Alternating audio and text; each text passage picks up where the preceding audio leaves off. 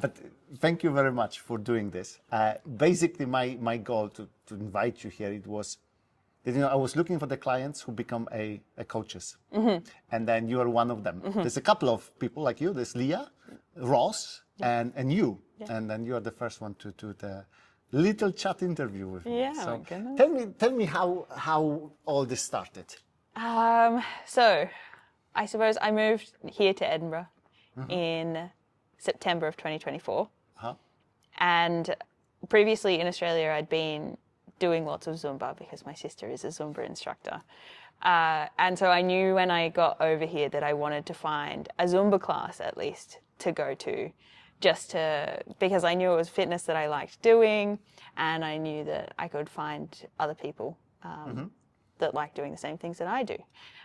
So I signed up through ClassPass to Joanna's Zumba class, and very luckily, the week that I came was actually a week you guys were running a special membership because you just had your 10-year anniversary. Yeah. So you're doing like £10 for the month, and it was unlimited classes.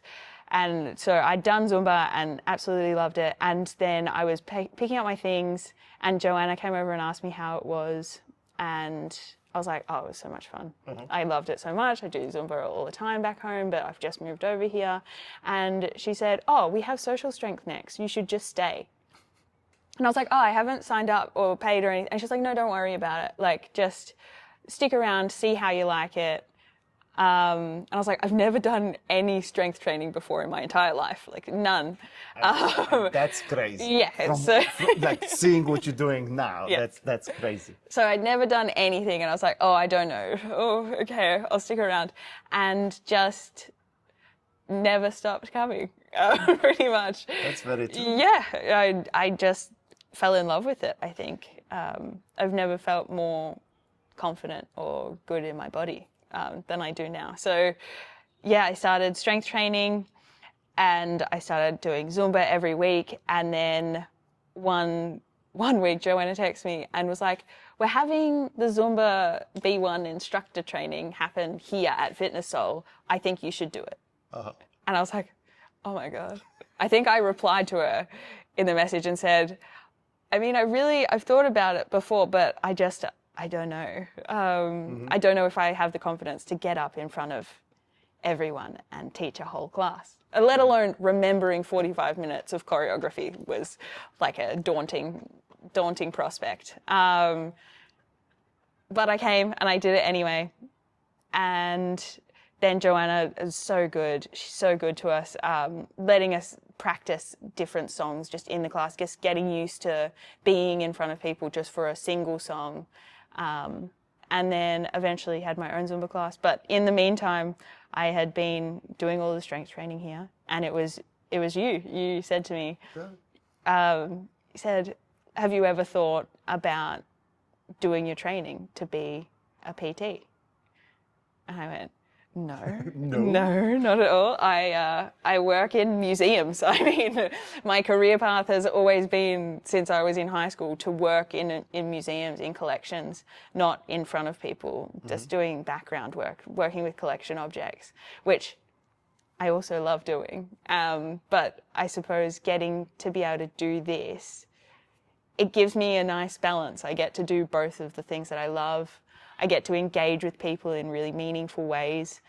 But then I also get to take care of collections and take care of histories that I think are really important and should be presented to lots of people. So I feel like I've reached like a point that I get the best of both worlds. Awesome. So you did your level 2 for the fitness for the gym classes, instructor. and you start kind of teaching the social club as well. Yes. Which is amazing.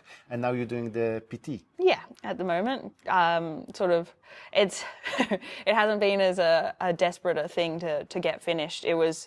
I went through my level 2 gym instructor very quickly, simply so I could help you guys cover classes. Yes.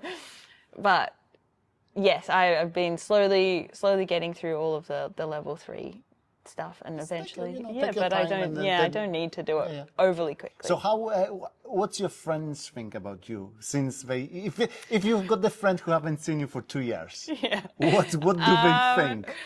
I think, They think you're crazy. Probably. yes, yeah. I mean, I was just recently home in Australia to visit my family, and I think they all look at me a bit confused because, I mean, there's lots of things that are the same about me, but lots of things that are different.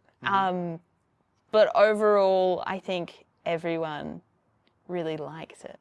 I think I with every single person that I spoke to, all of my family members are like, you've got to write me a gym program. Fantastic. But then I give it to them and they're like, I don't want to do that. I'm like, you can't. That's how it you goes. can't have it both ways. But I'm not there to force them into doing it, of course. But it's nice because our whole family we've always had that weird mindset of it's just not for us. Like fitness, sport, it's not for us. Why was that? Do you know why? You ever I thought don't know. about this? I think a lot of it comes from like the idea that fitness is a punishment. Like going to the gym. Treadmill is. Yeah, treadmill definitely can be. Oh my God, the most boring workout in real life. No, I think, it's that whole thought of you need to earn your food. So therefore, you need to go to the gym. It's not something fun that you want to do. It's something that you're forced into doing to keep yourself healthy. Yes. But it's just like not the right thought process. So you do have to find your sort of niche and what you like doing, which of course we all know, but can be hard to actually figure out for yourself. And there's so many options. Of course, and then you don't have to stick with one. You don't have to stick with one. And I mean, from here, I've started running. I joined a rugby team, which also is insane. And no, my mum does not like it. But like, I never would have had the confidence to do all of that stuff without having come here first. And just getting some basics. I think that getting basics, and then from there you can do anything you want. Yeah, exactly. And it's nice to see that transformation. I don't know you from the past, but it's like you said it's added confidence to you. I don't think you can be even more confident. And you didn't want to do that because she's Leah said that it's like I'm horrible in front of the camera, and I tried to do some interview, like some kind of chat before, and you didn't want to do it really, but you're doing really well. Oh, thank you. So it's like I don't know. It definitely adds confidence, and just like doing the Zumba first definitely was something I think I had to do, and like you're already up in front of people, but then. Like with the social strength and teaching social strength, I found it so incredibly helpful for myself and my own movement, simply because when people come to you and they ask you about certain movements and how you think of changing those patterns to make sense for them, then can sometimes actually help me a lot more. But it's exactly that's how it works. You always want to, if you teach something, you start learning about this better. I learn every day. Like I've been teaching for 15 years or 20 years, and every time someone comes and asks me the question, I was like, shit, I didn't thought this way. And then you just change a lot. And you just I think and I mean it changes depending on who I'm watching teach the class as well. Like it can be really helpful just to see.